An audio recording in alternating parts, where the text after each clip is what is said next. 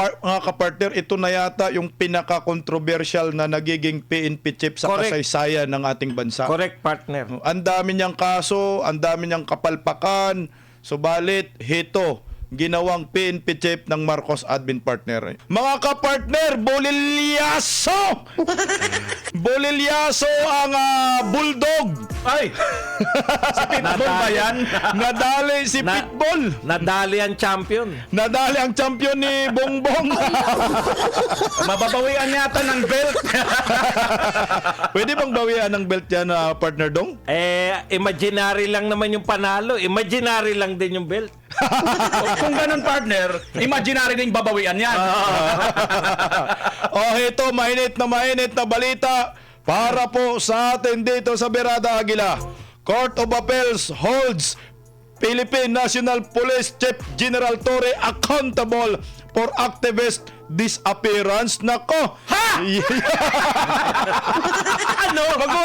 Magulat ka, ano? Nakakaaway ng pwesto rito. Partner Badong, paano ka magulat, partner Badong? Nadali na si Kampiyon.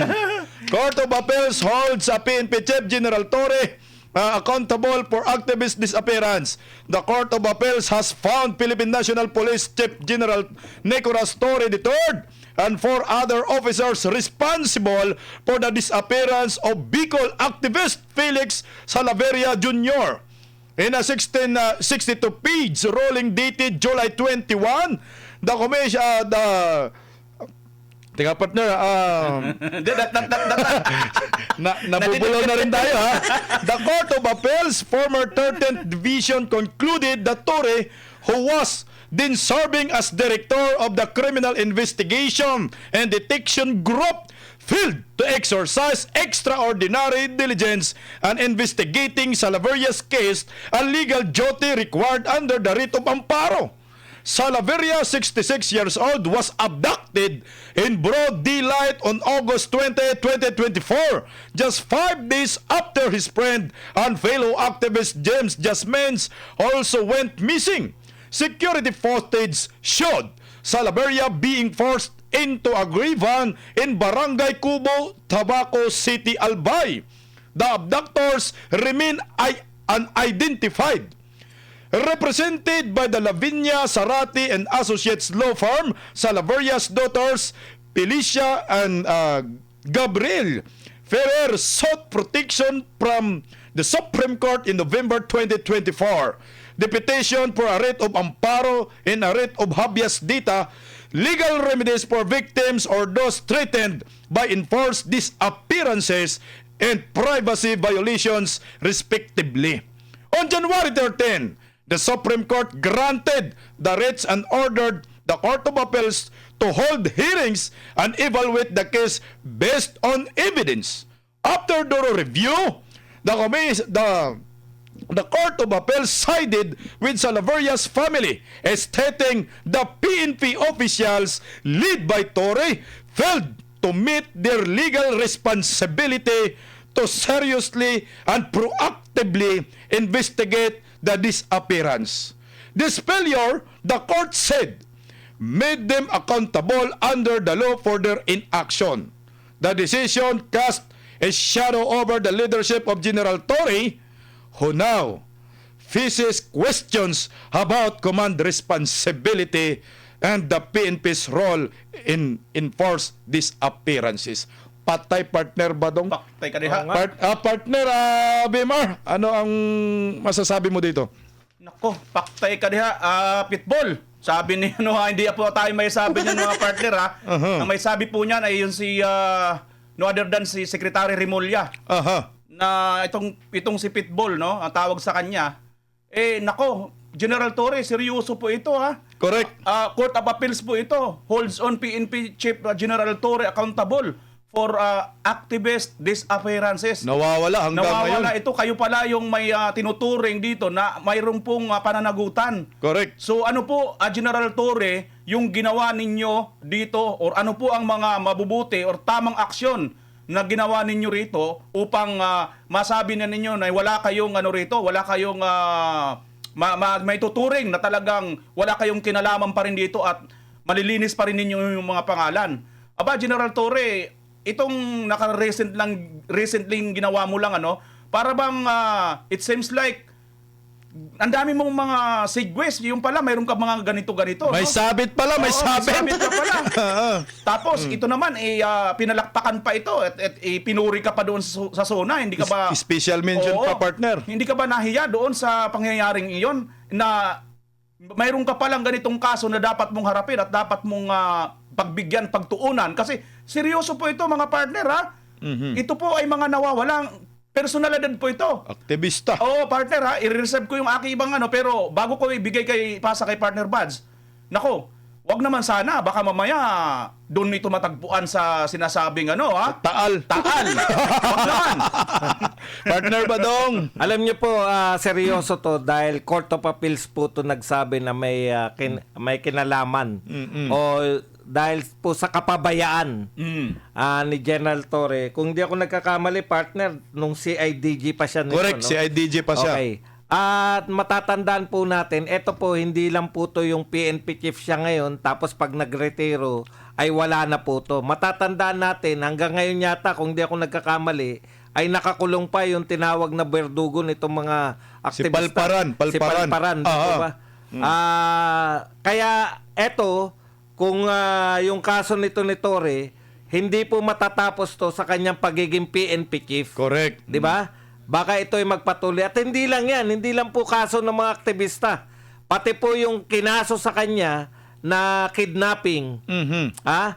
May kaugnayan po kay Tatay Digong.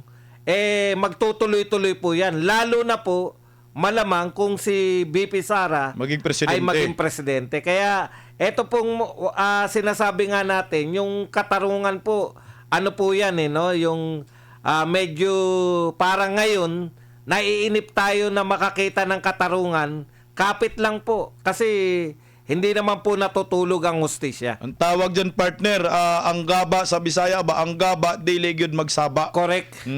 Kahit matagal, sisingiling ka pa rin sa mga ginawa mong kasalanan. Oo nga, partner. Kaso nga lang, partner, hindi ba ito makaapekto sa pagiging Philippine National Police Chief?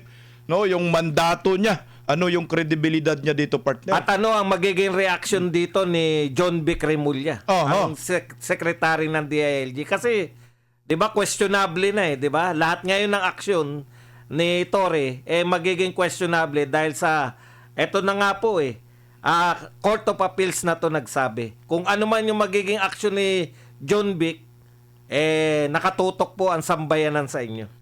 Nabanggit mo yan, partner, partner Bima. Nabanggit nyo yan, parang isa pa sa magre-reflect dito na yung ginawa niya dyan sa QOGC, dito sa kampo ni Pastor Kibuloy, mga kababayan. Kasi nga, ito, ayon nga dito, di ba? In page ruling dated July 21, the case former 13th Division concluded that Torre, who was then serving as director of the Criminal Investigation and Detection Group, CIDG, failed to exercise. Hindi siya hindi niya naipatupad. Hindi nagampanan. Hindi niya nagampanan ang extraordinary diligence and investigating. So hindi niya talaga ito na-imbestigahan ng maayos.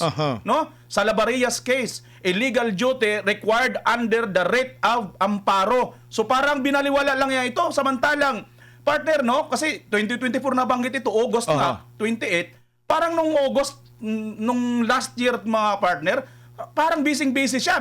Andun siya, nagpa-file siya ng kaso sa mga kapwa natin vloggers sa Cebu, di ba? At dito nga sa iba't ibang mga personal, at recently nga itong pagmumuro-muro dito sa sinasabi nilang boxing match na para bagang pagtuya pa nila ito sa isang Vice Mayor or Mayor Basti Duterte na hindi daw dumalo, samantalang alam naman nila na alam nila na wala naman talaga dito sa bansang ito dyan sa date na itinakda nila. Pero just the same, nagpurso pa rin sila. Samantalang, kita nyo naman, ito may mga ganito ka pala. Nako, General Torre.